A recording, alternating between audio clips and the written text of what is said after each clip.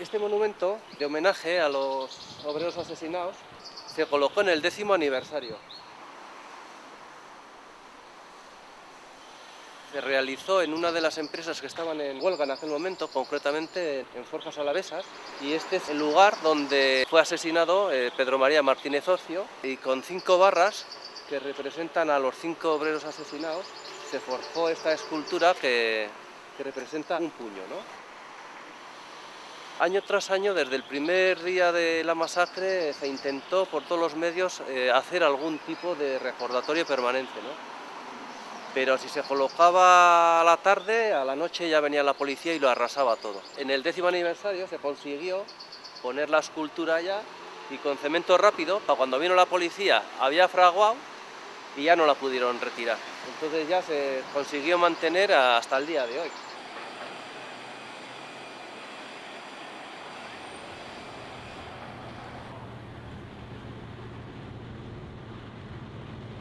En los años 60-70 todavía estábamos en un estado agrícola industrial. En los años 60 vienen los planes de desarrollo a través del equipo del Opus Dei, Ullastres y compañía.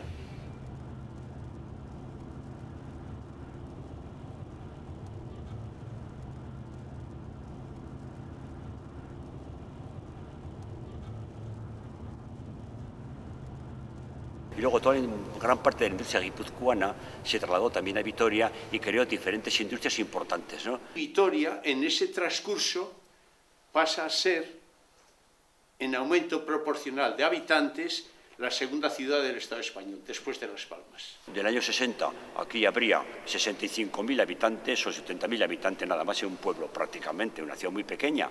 Y el año 76 aquí veía 140.000 habitantes. Viene mucha gente de Extremadura y Andalucía. Y también se vacía en gran parte el campesinado de la provincia de Álava, viene a Vitoria. Con lo cual también, de alguna manera, los patronos y la clase empresarial se aprovechaban para imponer sus condiciones de trabajo. El patrón ponía las condiciones en las fábricas, el horario, decía lo que tenías que hacer y tú no tenías ningún tipo de derechos. Trabajábamos 8 horas diarias, incluidos los sábados. Era un salario bajo. Por eso, normalmente la gente no trabajaba las 8 horas solamente, que oficialmente esa era la jornada. Trabajaba 2 o incluso 3 horas más al día. El IPC, que es el índice de precios al consumo, la carestía de vida, hubo en la década de los 70 que llegaron hasta el 14, el 17%. No había un sindicato libre, sino un sindicato vertical, el que existía, el sindicato que tenía el régimen, Entonces, en aquel sindicato, que era un sindicato donde participaban trabajadores y empresarios, a través de las vías de ese sindicato se podía conseguir nada. Teniendo en cuenta que en aquella época, estoy hablando de la época franquista, etcétera, ¿no? Pues estaba prácticamente todo prohibido. No había libertad de expresión, no había libertad de asociación, no había libertad de huelga. Para la gente, el gran capital del Estado español que pensaba salir al exterior, la estructura política del Estado era un obstáculo de difícil homologación en Europa. Pero claro, si ellos dejaban evidentemente un régimen que empezara a haber libertades, ellos tenían, y con mucha razón, temían de que iban a ser derrocados enseguida, En esa contradicción, a nivel de todo el Estado, empezaba a haber movimientos importantes contra el régimen de Franco. La represión lo que hacía es ver la crudeza de la falta de libertades que existían, Y cada vez la gente tenía menos miedo a poder manifestarse, a enfrentarse al régimen.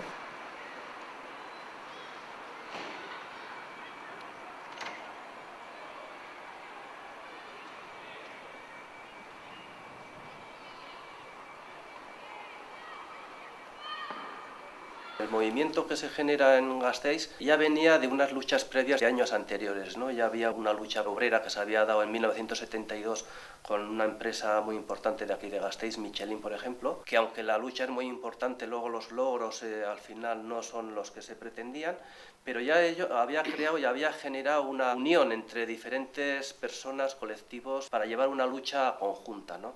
Empezó de forma clandestina, con reuniones de gente de fábricas a título personal, en el monte, en algún bar de confianza, pero fuera de las fábricas. Establecimos una especie de plataforma reivindicativa común para todas las empresas. Nuestras primeras exigencias fueron unos derechos laborales básicos, es decir, nosotros pedíamos un aumento salarial, en aquellos momentos 5.000 pesetas, lineales para todos los trabajadores y trabajadoras. El peón que menos ganaba, como el que más ganaba 5.000 pesetas. Yo ganaba 10.000 pesetas. Eso ayudó a aglutinar y a romper las diferencias que en la fábrica nuestra... Pedíamos una jornada laboral de 40 horas. Pedíamos la jubilación a los 60 años y pedíamos también que derecho a reunión, a asociación y a manifestación.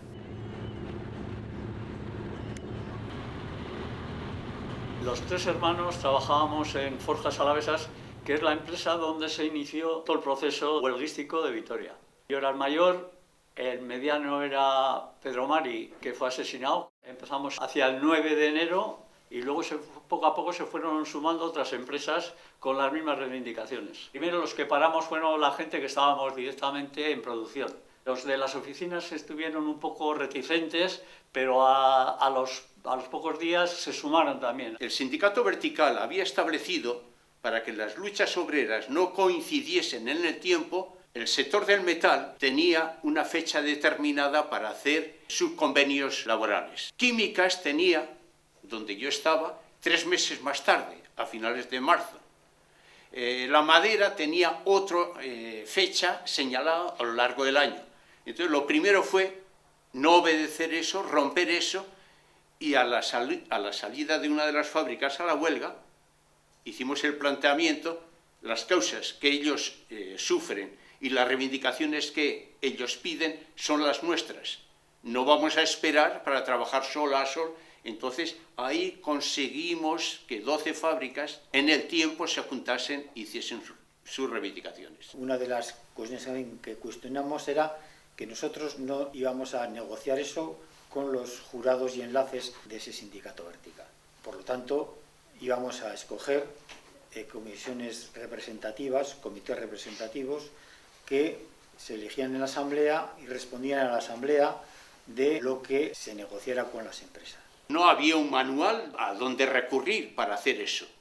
Y entonces, como otras fábricas ya habían establecido las asambleas, pues por mimetismo también nosotros. Primero ocupamos las fábricas, todas. Toda fábrica que salía a la huelga, inmediatamente ocupaba un pabellón vacío. Y entonces, ese pabellón, durante 3 o 4 días que el empresario no había tomado ninguna decisión, nos sirvió a nosotros de escuela de formación, de aglutinamiento, de descubrir nuestra propia fuerza. Nos achantaron que era ilegal, nosotros no hicimos caso a eso y seguimos. Y descubrimos que nuestra autoestima había crecido. Lo principal de aquella lucha yo creo que fue la asamblea, ¿no? Hasta ese momento la gente no podía opinar, no tenía capacidad para organizarse y no le dejaban organizarse porque cualquier movimiento asociativo era perseguido y reprimido, ¿no? Lo maravilloso era que éramos 5 o 6 mil personas todos los días haciendo asamblea, 5 o 6 mil personas discurriendo y no un comité ejecutivo que piensa lo que tiene que hacer 5.000 o 6.000 personas. Las asambleas las hacíamos dentro de la empresa, pero la empresa se hartó y cerró la entrada a la fábrica. Los que se habían apuntado a las comisiones representativas estaban despedidos y no iban a entrar más. Entonces decíamos, nada, el dinero es lo de menos, aquí lo que no puede hacer es que la gente que ha peleado y que ha luchado que los manden a la calle. Cuando los empresarios cierran las empresas, contamos con la complicidad de la base de la Iglesia, que nos ceden las parroquias para hacer las asambleas en las parroquias de barrios.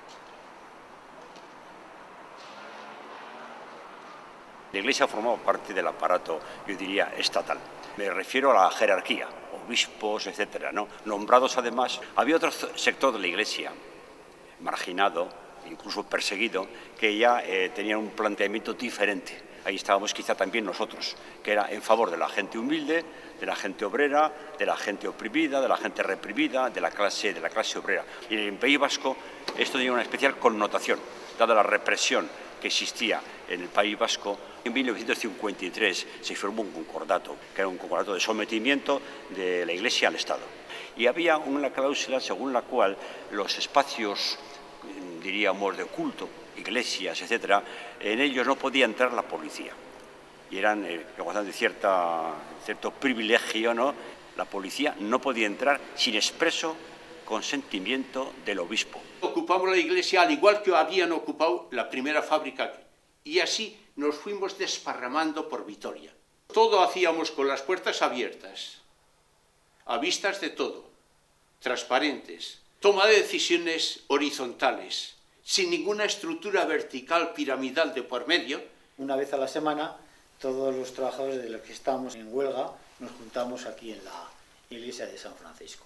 Hubo momentos después que tuvimos que salir a la calle. Salías de las iglesias, querías manifestarte y te encontrabas con la policía, que no te dejaba manifestarte. Había represión, había cargas, la lucha se convertía, había detenidos. Entonces, la Asamblea lo que hace es decir, la primera reivindicación es ni despedidos ni detenidos. No dejarte manifestarte, libertad de expresión, pues pasaban a primer plano. No querer reconocer a los representantes del sindicato vertical, cuestionar ese sindicato y plantear sindicación libre, pues ya, evidentemente, los elementos políticos. A la segunda o tercera semana, cuando la empresa dijo que tenía algo que decir a la comisión representativa, que era totalmente revocable en cualquier momento, resulta que fuimos y nos dijo, bueno, ¿qué es lo que reivindicábamos? Y ha aparecido en todas partes, ustedes lo saben. Bueno, pero a ver si podemos negociar aquí. Y entonces, concretamente, nos había llamado a dos de las comisiones representativas, en nuestro caso de la fábrica, y quería negociar directamente con nosotros.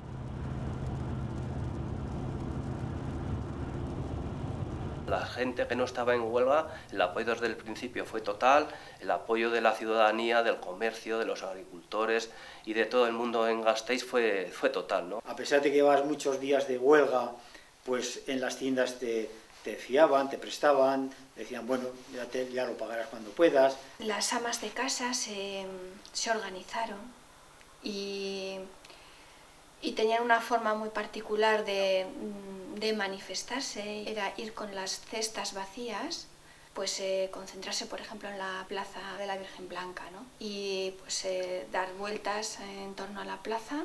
Son las mujeres que en vez de animar a la gente a que no, pues hay que entrar a trabajar, no, ellas dijeron que duro, que nosotras también vamos a pelear. Se movilizaron por los pueblos a buscar alimentos, se inició una caja de resistencia y hay que recordar que se montó una asociación de mujeres que fue muy potente, tuvieron un valor pero muy importante. Se habían convocado otras dos huelgas generales 2 semanas antes, el 16 de febrero, el 23 de febrero. Cada vez que había una huelga general, el poder de comunicación y de solidaridad aumentaba. Y el 3 de marzo, otros muchos talleres se iban a sumar. Los empresarios, volviendo un poco atrás, se habían reunido en Madrid varias veces con el gobierno para decir que no podía ser, que que había aquí un soviet, que se estaba montando aquí una revolución y que había que cortar, ¿no? Charlie a J1, cambio. Charlie a J1, cambio. Charlie a J1, cambio. La huelga del 3 de marzo triunfa desde primeras horas. Todo Vitoria pareció cerrado, es decir, no había un comercio abierto, no había ni una panadería, ni un bar, ni la plaza de abastos, nada estaba abierto. Desde los diferentes polígonos industriales de la ciudad se organizan marchas para confluir todas en el centro. También los estudiantes hacen lo propio. La policía no nos dejó avanzar y ya empleó fuego real. Hay muchos heridos, personas con disparos desde los testículos hasta en los hombros, en la cara y demás, ¿no? Compañeros, además de la fábrica donde yo trabajaba, de la Mercedes, fue herido uno de ellos en concreto, fue herido en una pierna. Tenemos un caso que es una empleada de hogar que estaba sirviendo en casa y atraviesa una de las balas, atraviesa el balcón y le da en el hombro, ¿no? A mediodía hay una tensa calma en la ciudad, la policía se reagrupa en las comisarías y luego a las 5 de la tarde estaba convocada la Asamblea General Valorativa de la jornada, de cómo iba yendo la jornada, ¿no? Estaba convocada en la iglesia de San Francisco. Mi hermano Romualdo, durante la comida de ese día, mi padre le dijo que si venía a la tarde a la asamblea, que tuviera cuidado porque por la mañana ya habían estado disparando, que no se expusiera demasiado. No te expongas, hijo. Mi hermano quedó con los compañeros del barrio, con los amigos, y en cuadrilla vinieron a la iglesia. Vine y entre las 5 menos 20, menos cuarto, entré aquí y pude entrar. Creo que fui de los últimos que entró. Cuando vine ya no pude entrar. Estaba la iglesia llena, vamos, y los alrededores también estaba todo lleno. Prácticamente aquí estaríamos 4.000 personas. Pues probablemente sí, mujeres, hombres, en fin, todo tipo de gente joven, gente mayor. Fuera yo creo que había tantas o más. Muy nerviosa, muy tensa, porque se veía que las intenciones de la policía eran realmente represivas y algo iba a ocurrir.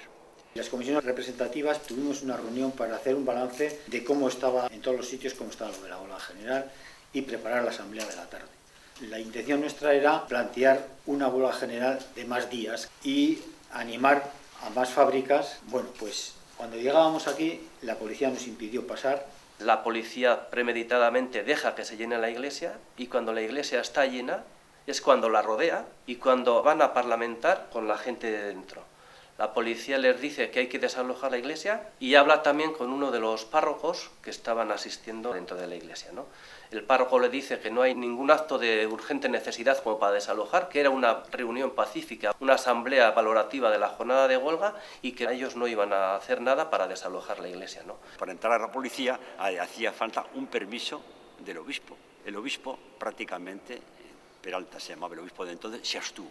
Hablaba de un prudente silencio y de una comunicación de la orden de la policía de desalojar la iglesia. Mi mujer estaba a punto de dar a luz, me voy a casa y lo primero que hice llegar a casa es poner el transistor, porque ya a la policía le controlábamos por los transistores de frecuencia modulada, le cogíamos... Han puesto ahí 4 coches en medio, les tengo que quitar, no es tanto, pero de todos modos si nos marchamos de aquí se van a escapar de la iglesia, ¿eh? ¿Cambio? Procedan a desalojar la iglesia, cambio. De acuerdo, si lo desalojan por las buenas, si no, a palo quicio, cambio. Está repleta de tíos, entonces por las afueras tenemos rodeados de personal, vamos a tener que pegar las armas, sacarlos como sea, cambio.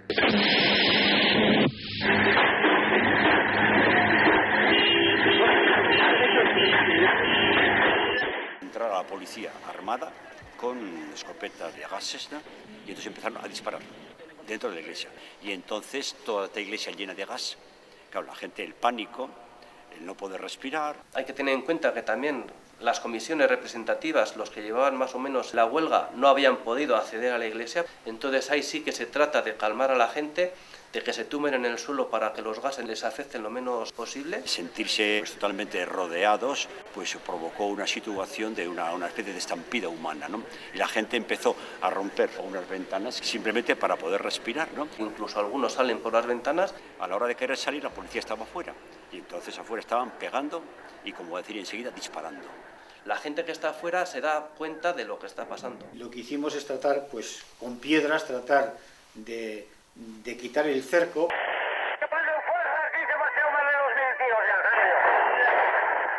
Dijo que había heridos, estaba preguntando si había heridos, cambio. De momento de los nuestros no hay ninguno, cambio. Bueno, está bien, está bien. Mi hermano estaba con la cuadrilla allí, estaba con sus amigos en la iglesia, creo que salió por una ventana y lo acribillaron, ¿eh? Mi hermano estaba en casa de la novia y desde ahí estaba viendo todo lo que pasaba en la iglesia. Ya estaban en el 5.º piso, ¿eh? Y le dijo a la novia, mis hermanos están dentro. Y se bajó. Ya no lo vimos más. Me figuro que pues cogería lo primero que tenía a mano para defender a los que estaban dentro de la iglesia, que no les dejaban salir. Habría pasado media hora o 3/4 de hora. Me llama por teléfono y me dice, oye, Ocio. Sí. Dice, ¿pero qué tal? ¿Estás bien? Sí. Pues... no, es que hemos oído que uno de los 3 hermanos, no le dejé decir más. De mi casa al hospital, que hay 10 minutos, pues corriendo por ahí, había barricadas, porque la gente, en cuanto hubo el tiroteo por aquí, la gente salió y cruzó coches, rompió farolas, la policía no dejaba ni concentrarse en la puerta del hospital, tirando botes de humo y todo, y pelotas de goma. La gente se remolinaba ya intentando a ver por sus familiares. Bueno, ya pudimos entrar, estaba ya la novia de mi hermano y me dijeron que a Pedro lo han matado. Total, que pasaba por allí uno de los auxiliares del hospital, que conocía yo, nos llevó al depósito. Nos llevó al depósito y sí, allí le vi, nada, no tenía más que un agujerito en el pecho. Luego nos enteramos, pues eso, que le habían disparado a 5 metros una pistola.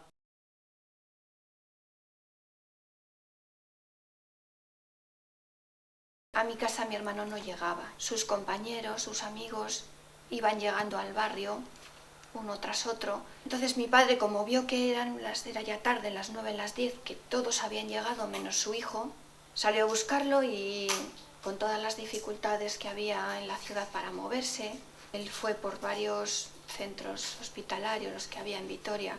Finalmente recabó en uno y allí el médico le dijo que había intentado hacer todo lo posible, pero que había ya muerto, ¿no? Moribundo, ¿no? Yo tengo que decir que tenía 7 años. Las horas posteriores pues fueron traumáticas para mí. Lo que yo recuerdo es cómo mi padre llega derrotado a casa y mi madre cae en un estado de shock, entre llantos y gritos: mi hijito, que me lo han matado. Salinas, que hemos contribuido a la paliza más grande de la historia. Cambio. Por cierto, aquí ha habido una masacre, cambio. Oye, pero de verdad una masacre, ¿eh? Son 5 obreros asesinados, 3 mueren al principio de la actuación y 2 lo hacen en días posteriores, ¿no? Hay un centenar muy largo de heridos, más de 50 los tenemos contabilizados de bala. Hay que tener en cuenta que muchos no pasaron ni por los servicios médicos ni por los servicios de urgencia, porque era dejar una afiliación. Gente como José Antonio Martínez Heras era un chaval de 15 años y a ese le atravesaron el hígado, ¿no?, de un balazo, ¿no? Entonces, y tenemos constancia de gente con 15, 16, 17 años sufrieron heridas de bala, ¿no? La policía patrullaba continuamente toda la ciudad, provocando altercados, atacando a la gente, como fue el caso de Andoni, por ejemplo. Íbamos 4, como decía, y bueno, pues vimos que venía un autobús de policía por delante, pero nos dimos cuenta que nos habían rodeado, por detrás venían otros 4 jeeps de policía y nos cogieron entre las 2 partes, ¿no? Yo tenía una lesión en el ojo izquierdo y el miedo que tenía siempre era un pelotazo, un porrazo en el ojo, ¿no? Ante ese miedo, y viendo ya que estaba acorralado, empezaron a golpearme y yo me tiré contra una pared para taparme la cabeza, pero no paraban de golpearme, no paraban, y ya les dije, bueno, yo no he hecho nada, llevarme detenido, haced lo que queráis conmigo, pero parar de darme golpes porque me vais a alcanzar en el ojo, ya tengo uno ya bastante estropeado, entonces no... Decirles eso, me agarraron de los brazos para que no me pudiera tapar y todos los golpes ya vinieron a la cabeza, a la cara y demás, ¿no? Uno de ellos entró de lleno y acertaron al ojo sano, al ojo bueno, y me dejaron en blanco. Tú, cabrón, comunista, hijo de puta. Me pusieron entre las manos un alambre y me dijeron, tira, cabrón, y yo intuí que estaba arrastrando algún tipo de poste de la luz, de teléfonos o de algo, ¿no? Lo dejé donde me dijeron, se marcharon y en ese momento bajaron unos vecinos de un piso, me llevaron al hospital y estuve un mes allí ingresado en el hospital. Y finalmente me tuvieron que distraer el ojo, tengo una prótesis estética y bueno, a día de hoy sigo con problemas de infecciones y demás, ¿no? Y la visión residual que se me ha quedado es un 2% difícil. Yo lo puedo contar, 5 compañeros de aquí de Gasteiz no lo pueden contar.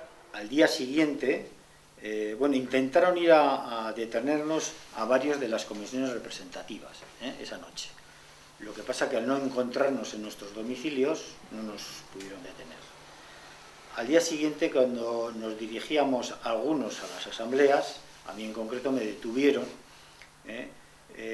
cerca de la iglesia de Los Ángeles, que era donde hacíamos la asamblea. Nos detuvieron a 2, sufrimos malos tratos en la comisaría, nos acusaron de rebelión y de sedición. Fui detenido juntamente con otro compañero a la Puerta del Sol, a la comisaría central, y ahí al Carabanchel. Y la acusación era sedición contra el Estado. En Carabanchel estuvimos en la galería, en el reformatorio, donde había solamente chavales menores de 20 años. Pasamos allí que podíamos ser los padres de los chavales. La explicación era que éramos presos de Fraga y Iribarne y no quería que los hechos de Vitoria trascendiesen al resto de la clase política, mantener el mayor silencio posible.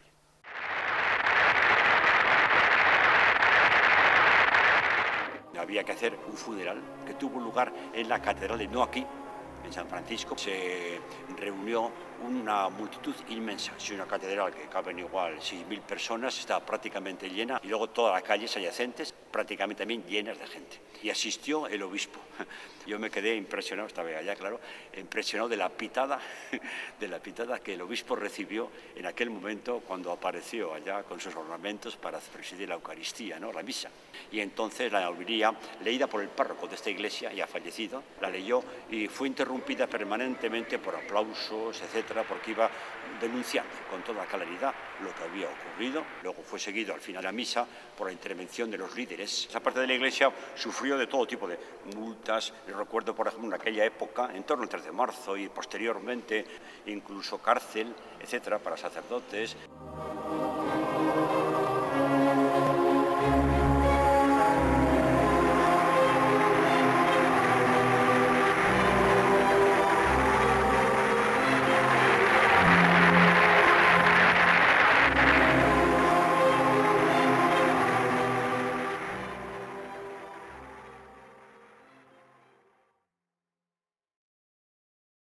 El 6 de marzo en Tarragona se planteó una huelga solidaria de los trabajadores y Juan Gabriel Rodrigo Canazo fue asesinado. Y luego el día 8 de marzo, en el contexto de la huelga general convocada en Euskal Herria, Vicente Antón Ferrero es asesinado en Basauri por la Guardia Civil, ¿no?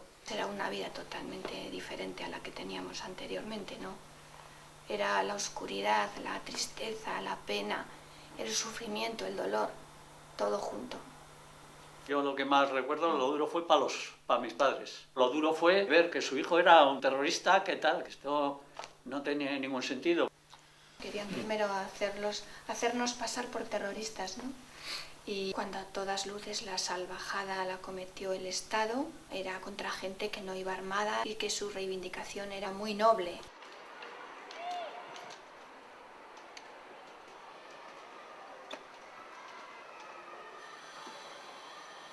La ley de amnistía del 77 es una ley de punto final y una ley total de impunidad. Con la amnistía nosotros salimos de la cárcel, pero una amnistía que la clase franquista... Cuando se está aplicando a crímenes de lesa humanidad y de genocidio, esos delitos ni prescriben ni se pueden amnistiar. La Organización de Naciones Unidas y Amnistía Internacional ya dice que los asesinatos y todo este tipo de hechos no derogan, no hay amnistía que valga. El ejército golpista, gracias a la transición, pasa a ser la columna vertebral de la democracia.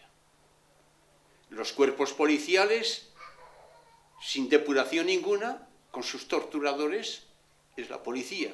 La impunidad ha sido total, tanto por los inductores políticos como por los ejecutores materiales. Se empieza a revisar toda esta historia y que se empieza a sacar todos estos nombres que parecían santos y que han sido demócratas de toda la vida, pues, y ponerlos en cuestión me parece muy importante. Sobre todo, además, cuando el régimen actual o el gobierno actual del PP son todos herederos de ellos. La querella argentina es el único resquicio que se nos queda a día de hoy, en base al principio de justicia universal aplicable en todo el mundo, principio que paradójicamente también ha aplicado el Estado español y algunos jueces estrella para enjuiciar a genocidas como Pinochet o militares argentinos, son incapaces de aplicar ese mismo principio en el Estado español. Martín Villa es el primero que hemos imputado, pero luego también vamos a imputar a Alfonso Osorio, a los ministros que estuvieron en aquel gobierno y luego a los responsables policiales, ¿no? Estaba el Ángel Campano, que era director de seguridad, estaba San Martín, que era jefe de la dirección de la policía, estaba el capitán Quintana, que era el capitán que mandaba la Fuerza Armada aquí en Gasteiz. Nosotros reivindicamos el derecho de verdad, justicia y reparación para que no vuelva a ocurrir aquellos casos otra vez. Del 13 de marzo ha continuado prácticamente hasta hoy. Manifestaciones, etcétera, algunas incluso hasta con intervención violenta de la policía.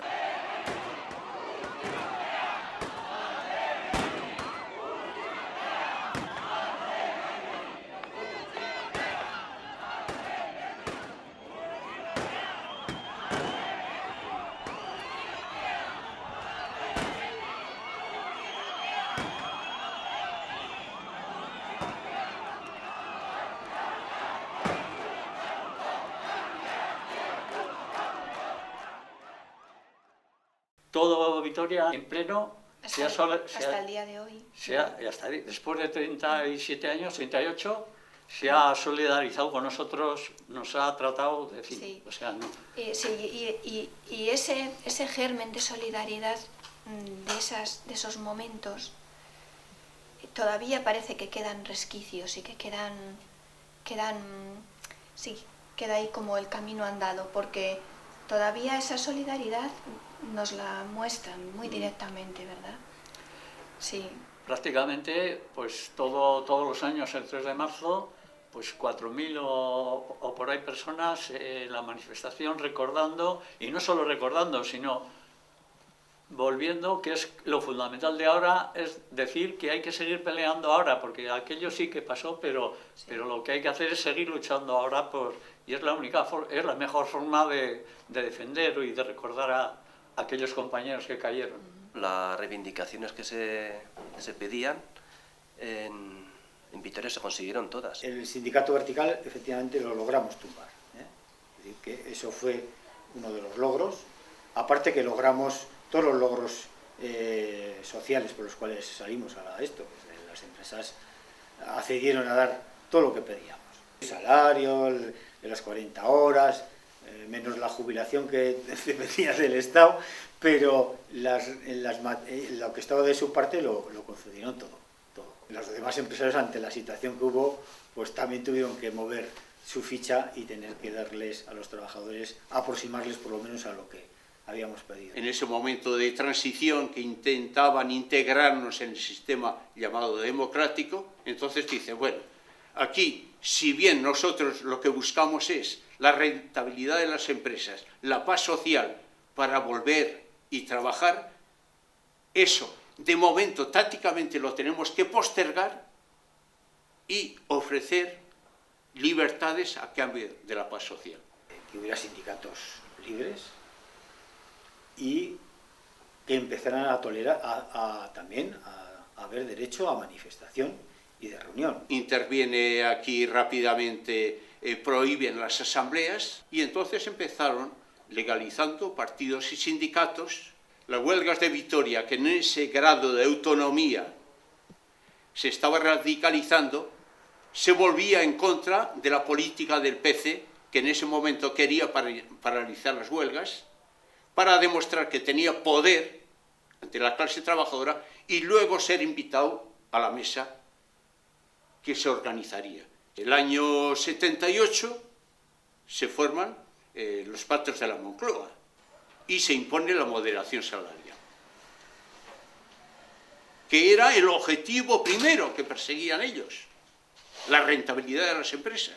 Prácticamente estamos volviendo a lo que aquellos lucharon o luchamos por conseguir. Hay que recuperar aquel espíritu de lucha, de solidaridad, de horizontalidad, de compartir experiencias, de compartir ideales. El liberalismo y la globalización neoliberal está haciendo estragos prácticamente por todas partes. Entonces esa lucha yo pienso que hoy día es importante extenderla, ampliarla, y yo pienso que la gente joven está tomando también un poco las riendas del proceso. Por ejemplo, este año pasado, aquí, después de acabar la manifestación del 3 de marzo, se reunieron aquí en asamblea permanente para reivindicar los derechos conculcados, especialmente a la juventud, que es la que más está sufriendo el paro, porque prácticamente un 50 o 60% de la gente joven está sin encontrar trabajo, ¿no?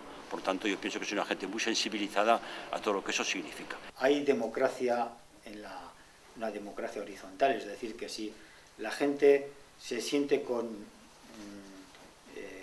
libertad, se siente que no tiene miedo, si expresa lo que quiere y dice lo que quiere y lo que interesa, y por lo tanto en torno a eso puedes lograr fijar objetivos, que si esos objetivos además son colectivamente aceptados, esa es una fuerza imparable.